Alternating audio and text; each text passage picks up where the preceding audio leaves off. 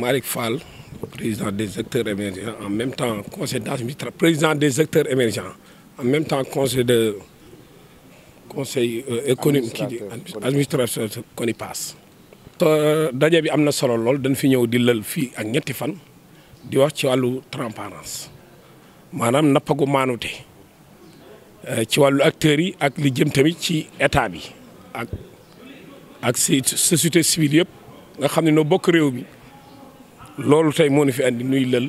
si wàllu transparence si wàllu nappin. mbóot yu am solo moo si nekk parce que nappa gi dañ ko war a leeral ñun acteurs yi tamit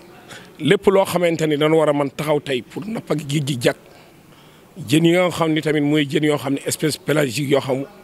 jën yu ndaw la yoo xam ni mool bi waru ko napp ñun tamit loolu dañ si nekk di si xalaat war ko moytu jël sunu ay responsabilité aussi tamit état bi ci wàllu géej gi tamit accord yeeg yooyu tamit moom it mu jël si ay responsabilités am lépp nag dañ ko war a leeral tekk ci taabal ji ba nga xam ne ku nekk war nga mën a doxee loo xamante ni dina andi njëriñ ëllëg ci nappa gi. accord yi moom amuñu ci mbégte parce que boo xoolee effort de pêche yi métti na 718 kilomètres bu nu am gaal yi ko sëpp attanuñu ko kon dama ni bala nuy joxe la neen nun lu nu am doyunu jën yi am nañu problème ci wàllu lekkin jën même si sous région bi.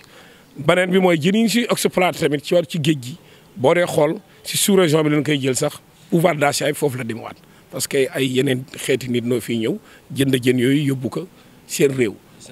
te Sénégal du si gëriñu te nun dañu soxla jën parce que jën dafa nekk loo xam ni daf nuy gëriñ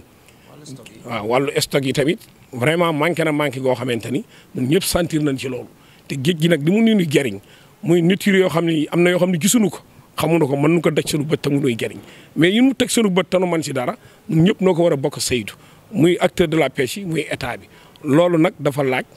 saytu boobu nu leeral ko ku nekk dund si loo xam ne day nekk lu transparence pour nu mën a développer sunu laax jaay laax lekk loolu lu am solo la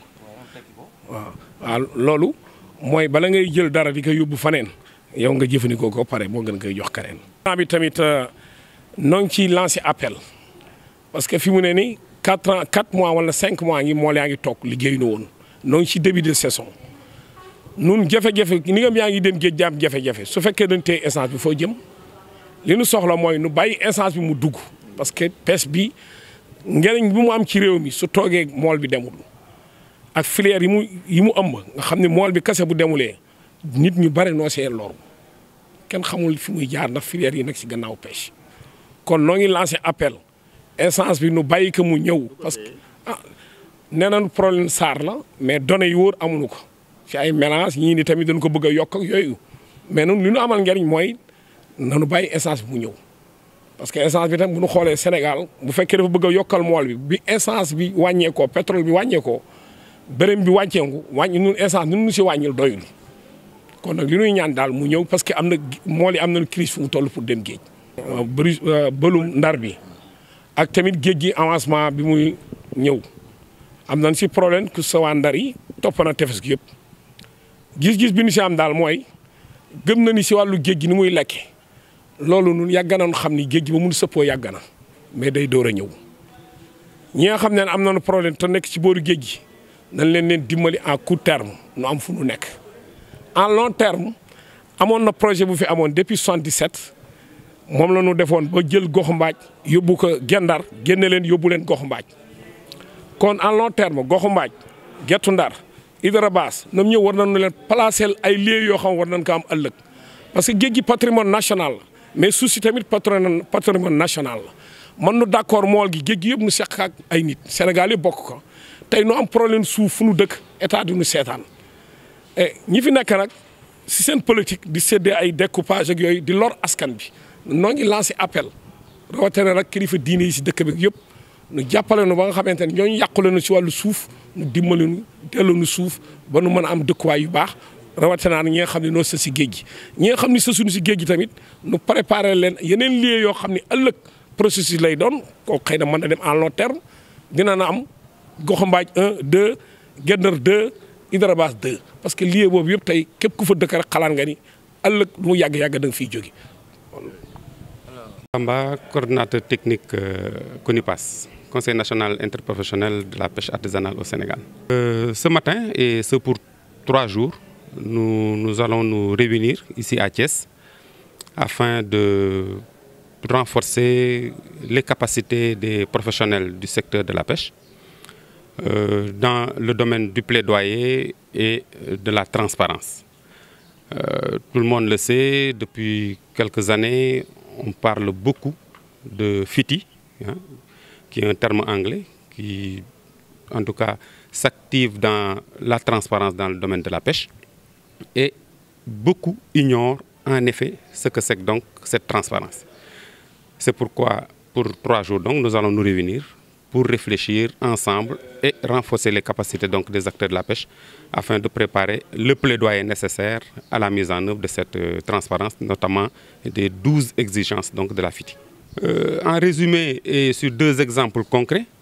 si nous voulons parler de transparence dans le secteur de la pêche, il nous faut nécessairement, notamment en ce qui concerne les accords de pêche, que nul puisse n'en ignorer, que si le Sénégal signe des accords de pêche, cela se base sur l'existence d'une ressource avérée, et c'est sur la base d'une recherche, hein, des résultats d'une étude de recherche.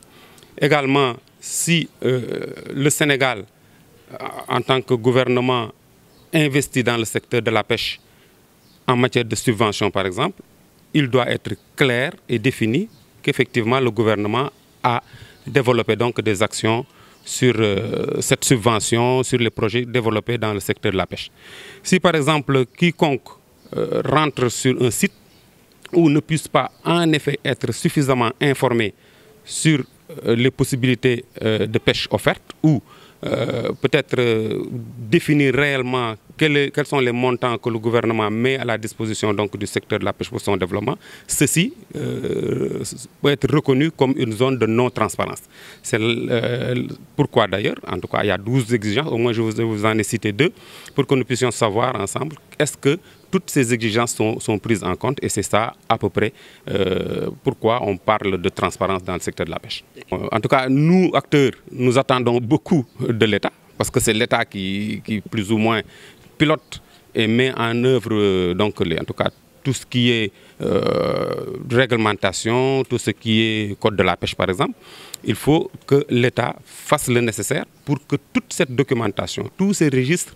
qui font que nous puissions dire qu'il y a effectivement une transparence, combien gagne le secteur, combien investit dans le secteur, quelles sont les actions qui sont développées dans le secteur, ça c'est de la part de l'État, c'est à l'État de le faire. Mais également nous, membres des organisations professionnelles, nous nous devons aussi d'être redevables. Si nous recevons des fonds, nous devons pouvoir les gérer correctement et dire réellement, rendre compte, dire réellement, voilà ce que nous avons reçu, voilà comment nous les avons investis, dans quel domaine, etc.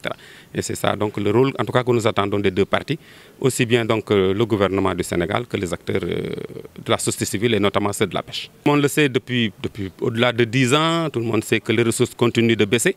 Ceci généralement est dû à une surcapacité de pêche en premier lieu, aux mauvaises pratiques de pêche, mais également il y a les effets liés au changement climatique qui font d'ailleurs que les petits pélagiques ont des conditions meilleures vers le nord, au Maroc, que vers le Sénégal. Donc il nous faut ensemble réfléchir et voir quelles sont les actions et mesures à mettre en œuvre pour sensibiliser les acteurs de la pêche. Et d'ailleurs, le CONIPAS, en tout cas entre janvier et juin, tentera avec l'accompagnement du PRCM qui nous facilite l'organisation de cet atelier, de pouvoir sillonner encore le terrain, sensibiliser les acteurs à travers les documents de plaidoyer que nous allons produire au terme de cet atelier. Bon, notamment, si le Sénégal, avant de signer des accords de pêche sur le stock, il doit être avéré que des études disent effectivement que le stock est suffisant, que les populations, que les acteurs de la pêche du Sénégal, les professionnels, ne sont pas en mesure de tout pêcher avant qu'on puisse donc donner accès à ce stock à d'autres bateaux étrangers. Et ça fait partie également de la transparence. Et à travers le plaidoyer que nous entendons mener, nous allons aller nous irons vers le gouvernement pour leur demander de faire le nécessaire pour que assez de moyens puissent être mis à la disposition de la recherche pour que la recherche nous dise voilà, effectivement, la ressource que nous voulons signer par ailleurs avec d'autres États est disponible dans les eaux sénégalaises.